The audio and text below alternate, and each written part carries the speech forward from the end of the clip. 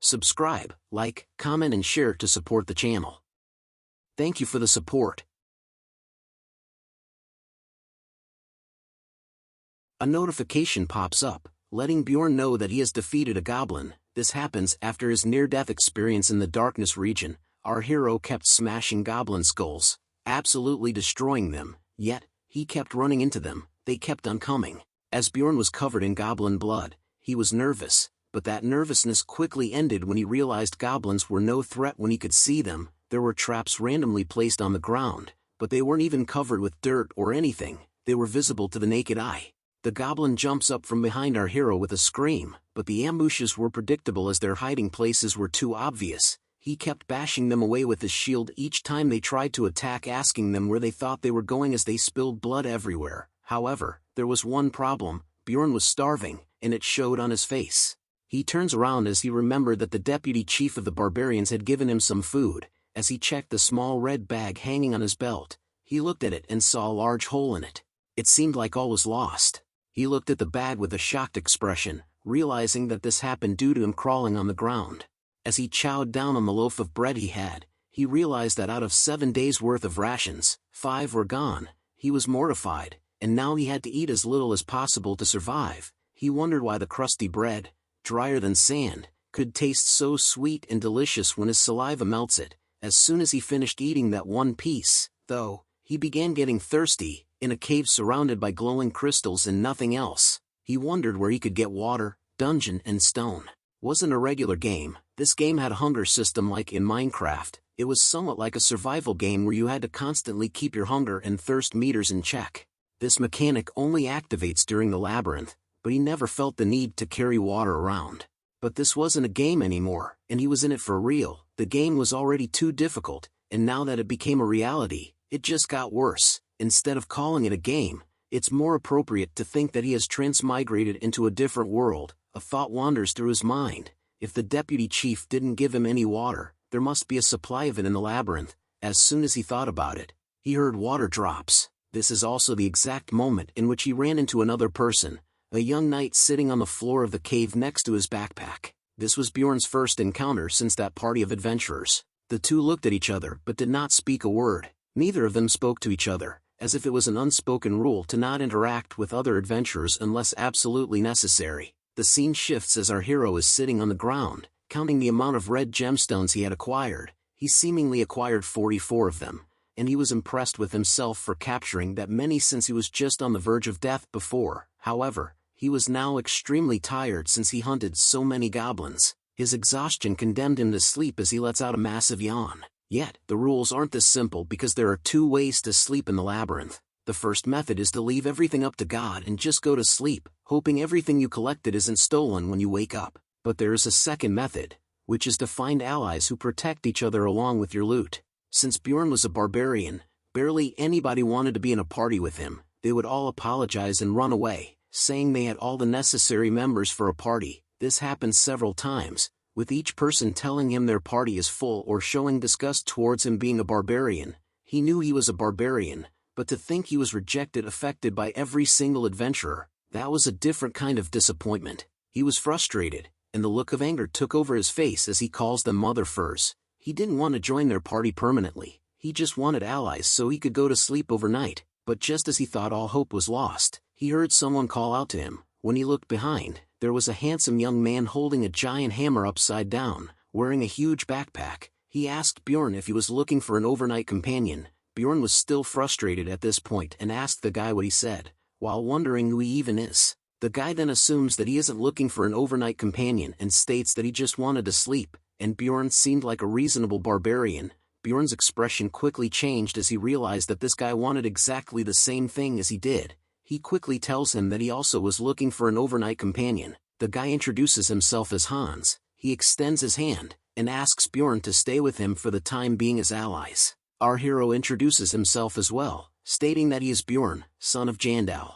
The two men shake hands with a romantic Riz feeling, and Hans says that he will just call him Bjorn. As they held each other's hand with a bromance feeling, Hans says that it was best to have 3 overnight companions, but it seemed like a waste of time to look for a third member. He says they can spend the night together with a heavily blushed face, but it comes across a bit too romantic for our Giga Chad man. This creeps our hero out, and he wonders if this sounds perverted due to the way this guy speaks. Bjorn pulls his hand away quickly. Hans suggests doing rock paper scissors to decide who sleeps first, and that was how they decided to spend their first night together in the labyrinth. After the rock paper scissors session, Han wins and asks Bjorn if he can sleep first. Bjorn reluctantly agrees. He already knew he was going to lose since he has no luck points. Hans gives a pocket watch to our hero and tells him to wake him when the shorthand reaches 2.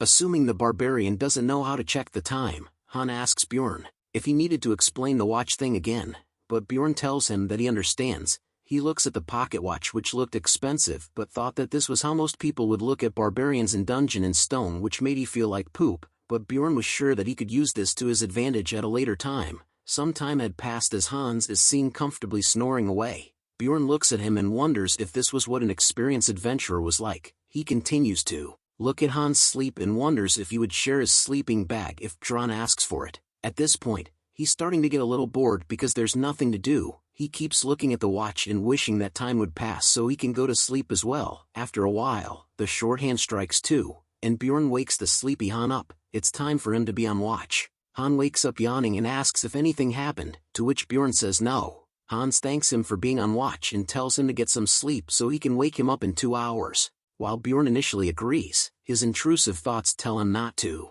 Hans was sitting there looking at the watch, glad that the barbarian didn't break it. Meanwhile, our hero kept wondering how he could trust someone he just met. He lays down and pretends to go to sleep, snoring very loudly. He acts like a savage who has had a long day, hoping that Hans doesn't notice that he's awake. As he lays with one eye open, Hans is amused by the barbarian, finding him to be a funny species. Bjorn can more or less guess that people let their guard down around barbarians because they think barbarians are all stupid. He turns his back to Hans and keeps pretending that he's asleep, hoping that if Hans had any ulterior motives, he would make a move. However, time runs out faster than he can blink, and before he knows it, it's his turn to be on guard duty again.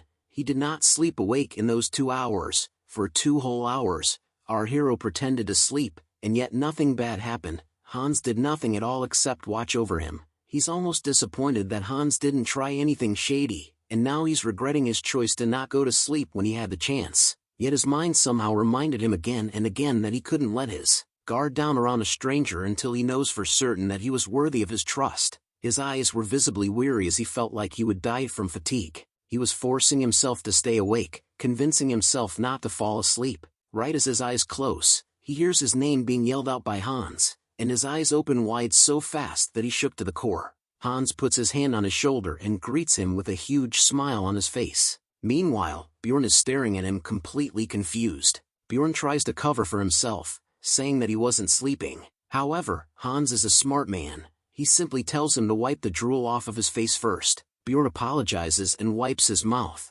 Hans tells him that it's all good and thankfully nothing bad happened while Bjorn was sleeping. Bjorn is shocked for a second, unsure of what the deal is, but he calms down and thanks Hans, telling him that he can guard for longer if Hans wishes to sleep. Hans laughingly tells him that it's no bother and that Bjorn should go to sleep since he looks tired. It's his turn to guard, anyways. Bjorn looks at him with a somewhat suspicious expression and just thanks him. However, he looks back at this whole thing that just happened. Bjorn looks back at how compassionate this man looked initially and how he offered to be allies for the night. He thinks of how Hans spoke to him since our hero is in a tough situation and how he didn't even blame him for falling asleep. Moreover, when Bjorn offered to make up for his mistake of sleeping while on guard duty, Hans simply refused. As Bjorn lay on the floor, sleeping with one eye open, he remembered one key thing that he learned over years of playing Dungeon and Stone. Such a kind person does not exist anywhere in this game. Bjorn's eyes are open wide with this realization, and a look of pure shock covers his face as he realizes what is going on. Hans asks if he is up as he looks down at him with a creepy smile. Never trust a character that has his eyes closed when he smiles everyone.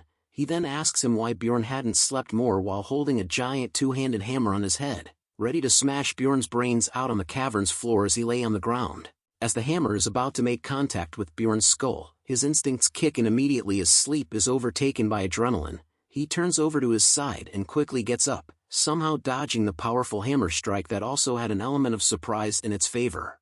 Immediately picks up his shield and takes the position of a warrior. This completely shocks Hans, who hadn't expected him to dodge. He was now filled with dread. Bjorn looked absolutely terrifying. His face had a look of pure rage, while an aura of anger surrounded him. He knew he was right, and his instincts didn't fail him. Bjorn's eyes were glowing red with rage, his blood pumping so aggressively that his veins were visible on his face. Hans began trying to make excuses, saying he could explain, hoping he would be spared, but Bjorn just found this even more infuriating. Bjorn charges at the backstabber while he pleads for him to wait, but his excuses were not going to save him against this barbarian behemoth. Bjorn rushes at him and slams him across the face with his shield, sending the scrawny traitor flying into the air. Bjorn wondered if this opportunist really thought that barbarians are this stupid. While Hans's blood started to stain Bjorn's shield, Hans managed to stay on his feet as he was nimble enough to tank that first hit. He tried pleading again, telling Bjorn that he could explain everything if Bjorn would just calm down.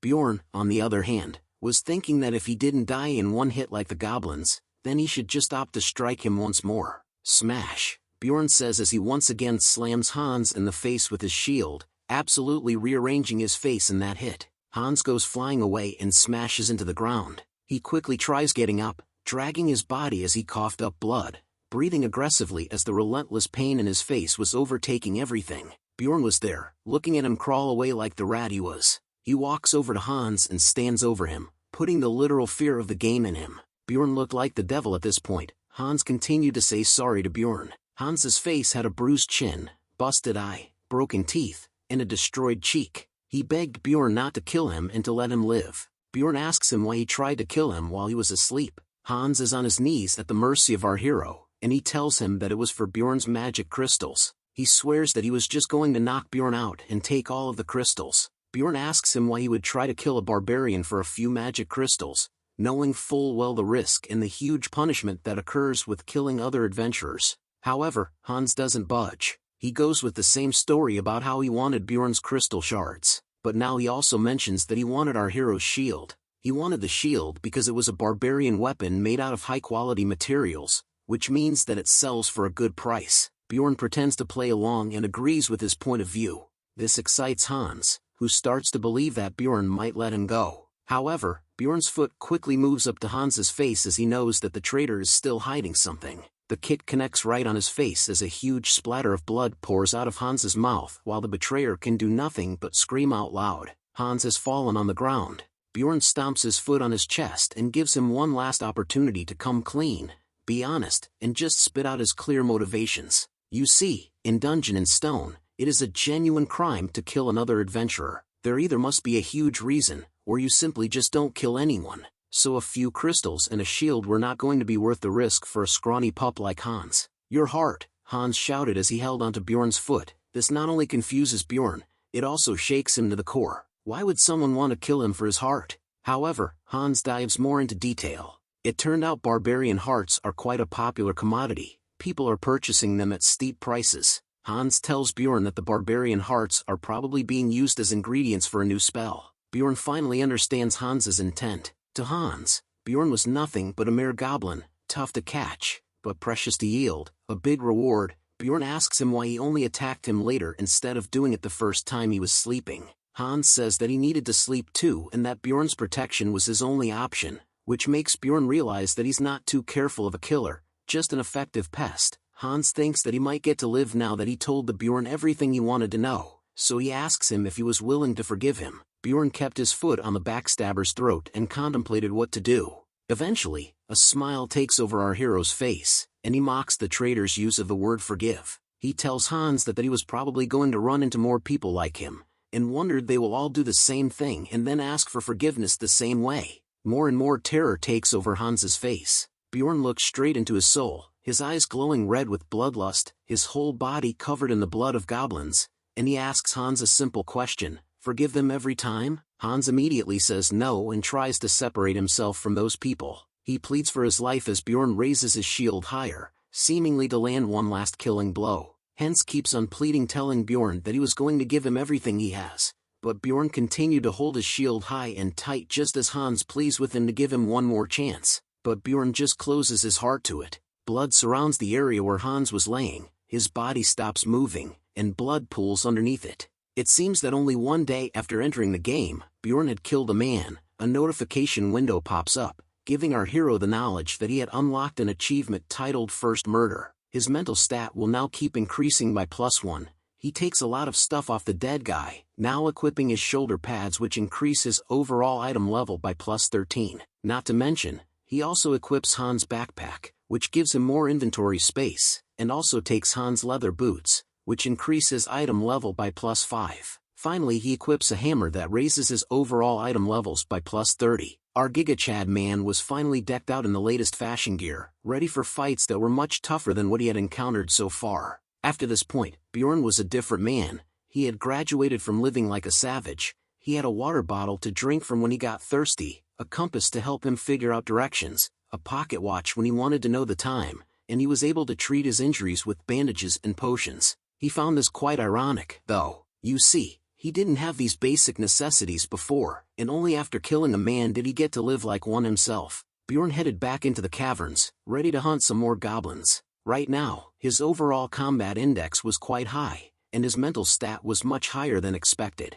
Bjorn was smashing the goblins into dust with his hammer, as it only took one hit for them to completely disintegrate into nothing. He looked at his weapon and realized how strong the hammer was and wondered if he should have picked a melee weapon from the very beginning, but he brushes that thought away as he didn't know that he would be this good at fighting at the time. He then wonders if it was because he was in the body of a barbarian, as during the battles, it felt like he was using somebody else's body. Two goblins appeared in front of our hero, holding weapons and almost taunting him. Look at the size of those goblins compared to our boy Bjorn, RIP to those guys. It was the second day of the labyrinth, so the goblins would now appear in pairs. However, Bjorn was ready with his shield and hammer in hand. His battle stats had gone up thanks to his new weapon. Wanting to take him down, the goblins charged at our hero with a divine hunger in their eyes. But Bjorn was simply too strong for them at this point, and he smashed them away in one hit of his hammer and shield. Whether he used his hammer or his shield, it wasn't taking much effort to smash through their defenses. But right after killing the last goblin in sight for the moment,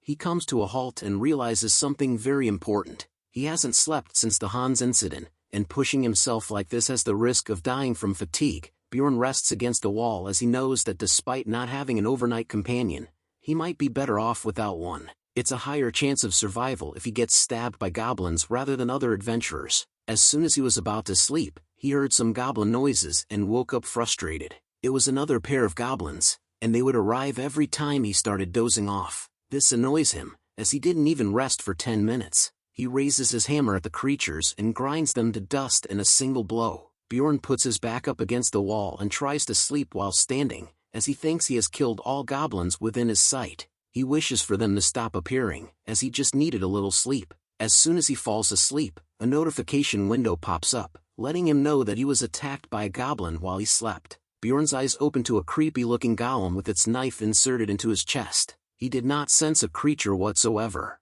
Another moment of delayed anger, and Bjorn simply sends the goblin to the shadow realm in one hit, shouting, "Asshole." The goblin goes flying, and its buddy is somewhat terrified to attack Bjorn after witnessing this. Bjorn yells, "Next," staring at the other goblin. The goblin looks back at him, shivering in fear, and drops to the ground. Instead of fighting, though, the creature just decides to cut the meeting short and run away. Bjorn looks at it as it runs away, as he didn't have the energy to chase after it. He then takes a look at the wound caused by the sneak attack. Bjorn is glad that he's not shorter, or if the goblin was able to jump higher, it would have stabbed him in the throat. He treats the wound using a red potion, thinking that he really needed to sleep as he couldn't sense the little golem guy from before. It hurts him a lot, even more than getting stabbed, but it works as the potion started to heal his wound. It had been 14 hours since he had killed Hans, and he knew that there must now be people looking for overnight companions. However, he's not going to be able to trust anyone for very long. Now that he knows the value of barbarian hearts, if it comes down to it, he can at least trust his back to a fellow barbarian. He roams the cave for about an hour, looking for an overnight companion. Meeting a pair of humans who asks him if he was looking for an overnight companion, he soon meets another group who asked the same thing, and another one who asks the same thing. Barbarians seem to be hot on the market now since yesterday they all hated him. Bjorn rejects all of their offers and tells them that he was looking for another barbarian. An adventurer tells Bjorn that it would be tough for him to meet another barbarian, which surprises him. The adventurer explains to Bjorn that since the barbarians had their coming-of-age ceremony, they would have ascended within 2 to 3 months, which meant there was probably less than 100 of them on the first floor. Bjorn agrees with the adventurer in his mind as he thought about how laughable it was for him to struggle on the first floor despite having such a large build. May Lafdonia protect you on your journey, the adventurer tells Bjorn as he leaves. Bjorn stood still for a moment, thinking that he had to give up on the thought of finding another barbarian. He decides to be realistic in choosing his overnight companion and decided that it had to be a non-human.